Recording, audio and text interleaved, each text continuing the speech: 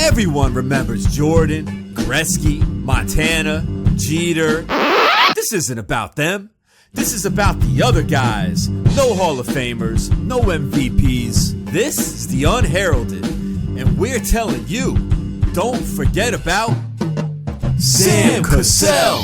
Sam Cassell, 6'1" point guard at Florida State, played 15 years in the NBA. Came into the league in 1993 and retired in 2008.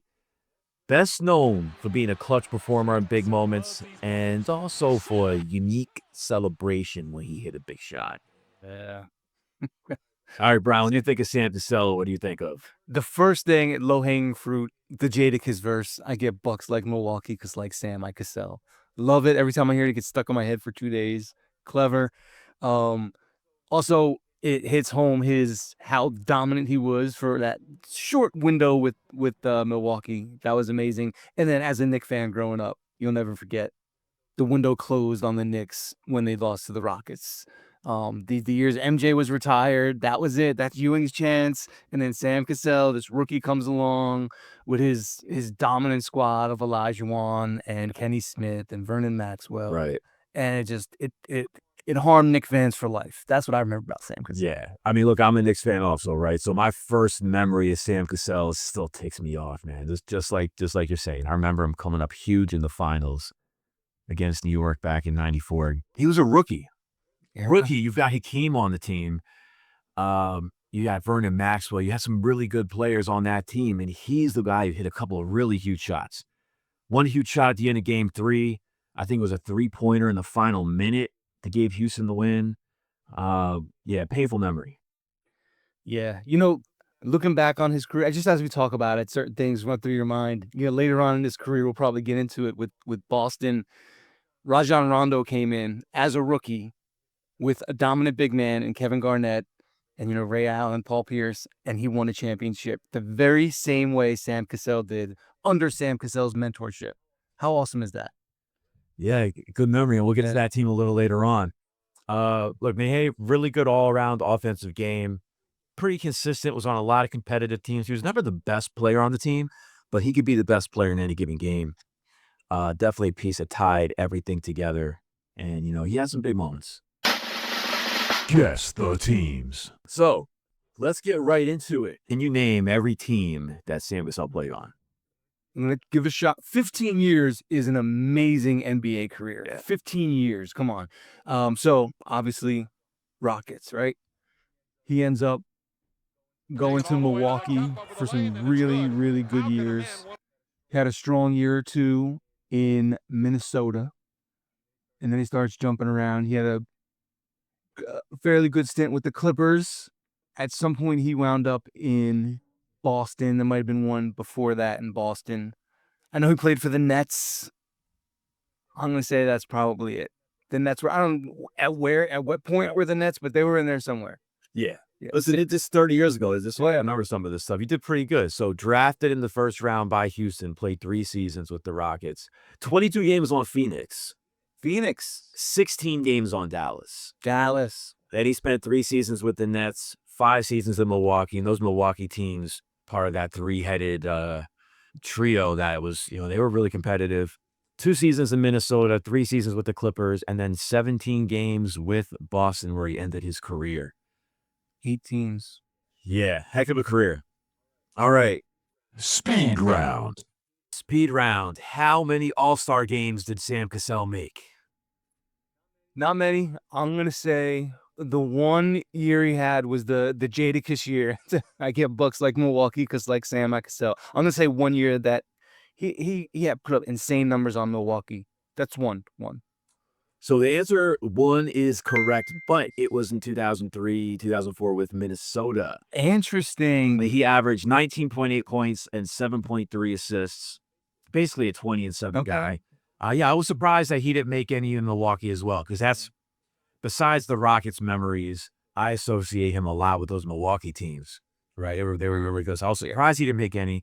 He had several other years where his stats were really similar to that, 19 or 20 points, 7 or 8 assists. That was his one All-Star selection.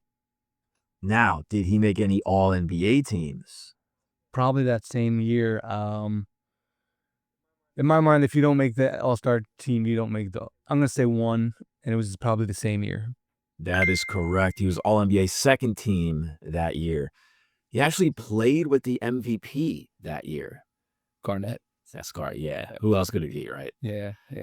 All right. Did he ever make any all-defense teams? I'm gonna say no. Could be wrong. All defense, huh? At point. I mean, these are the years you got Stockton around. No, I'm gonna say no. No is correct.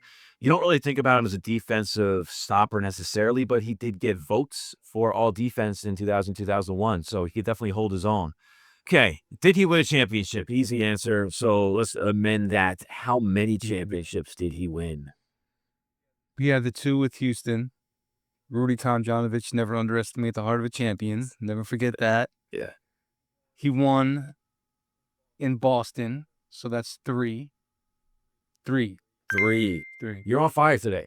Right. First 2 years in Houston, he won championships, and he got his third in his final year in the league in Boston. That's pretty cool, man. You come into the league as a champion, and leave the league as a champion. Like, how many players can say that? Yeah. All right, this is a layup. We're going to have to cancel the whole podcast if you miss this one. What was his nickname?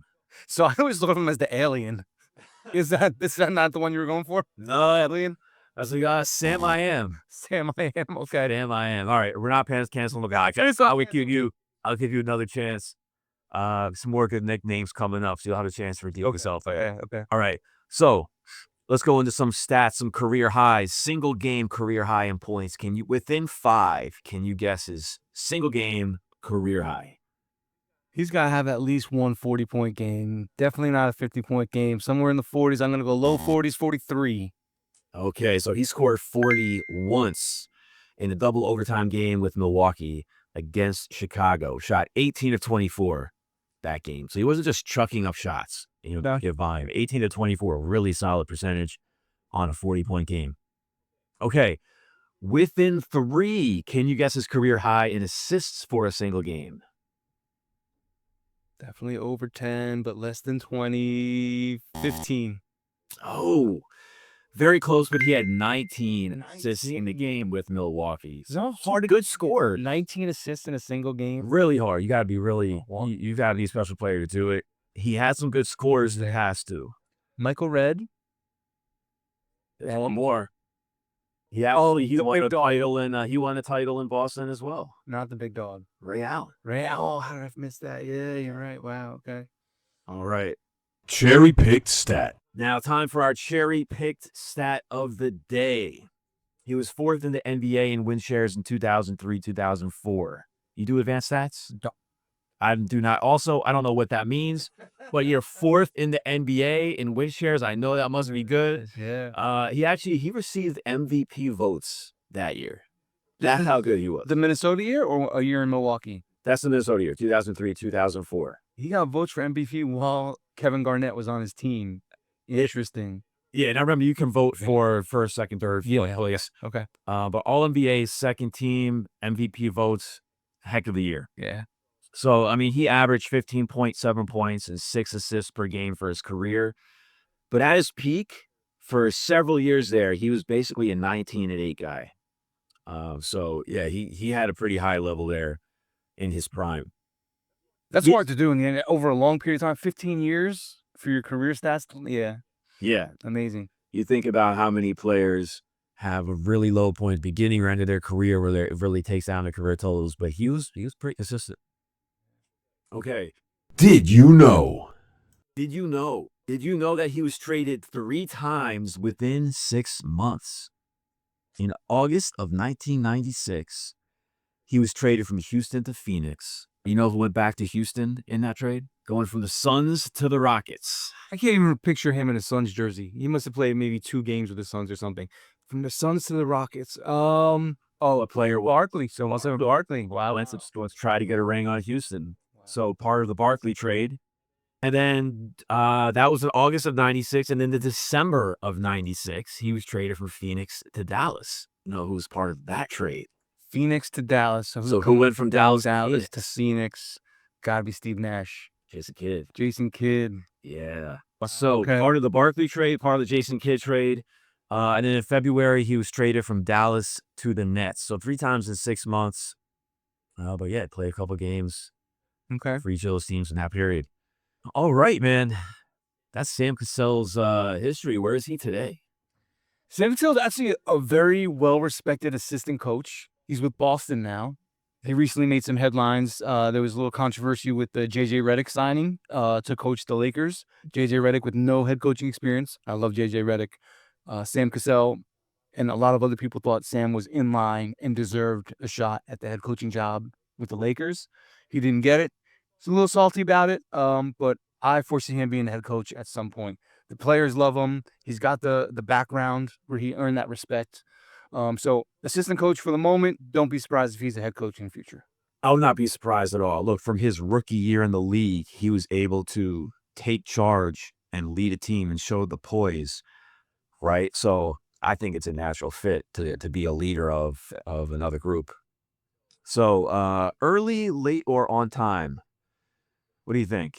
You think he came into the league a little too soon, a little too late, or just at the right time? I would say a little early. I mean, in his era, the point guards were very much dribble up the court, pass to your star, and get the hell out of the way. He kind of was the first one that was really not the first one, but he was really getting to the rim and dishing in the paint. He kind of led the way on that. He was also, in my mind, one of the very first trash talkers. Like, I mean, and people talk about how Bird was a trash talker, right? And I was a trash talker, but he would do it in a very low way. You wouldn't really see it. But I remember Sam Cassell as being boisterous and in your face, that big toothy smile talking trash to you. And I think he was very early in that really like agitating trash talk way. Yeah, I think he would have done great, like in the current, in a lot of eras in the NBA. But what I kept going back to is he started his career as a champion. He ended as a champion. Yeah. I got to say it was the perfect time. I mean, when you start and end with the title, it's hard to say anything else, right? It's true. So I got one funny story about Sam real quick. Go for it. Oh my, I'll never forget because we were talking about trash talking. He's out. He's bringing the ball up the court. I forgot what team he was. It must have been on the Clippers. And he's dribbling up. He's talking trash the whole way up the court, smiling, talking trash. I think it's an 8-second violation because he failed to get it across midcourt. And as he's talking and smiling, the referee blows the whistle, and he just stops and freezes and looks at the referee. And I think it ended up costing them the game. But trash talking got an 8-second violation, and I have that in my memory of him. But yeah, that's a fun one. Yeah. All right, man. Time for some closing thoughts. What do you want to leave us with? I think you just heard him, man. Just his big personality, that big toothy smile while he's talking trash. NBA champion, great floor leader. Already established, won a championship as a coach, by the way. We talked about his 3 player days. He's got 1 as a coach for the Celtics. Just a really good basketball mind. I mean, he lives and breathes basketball. And don't be surprised to see him be a head coach. Can't agree more. All right, that's going to do it. That is Sam Cassell. See you guys next time.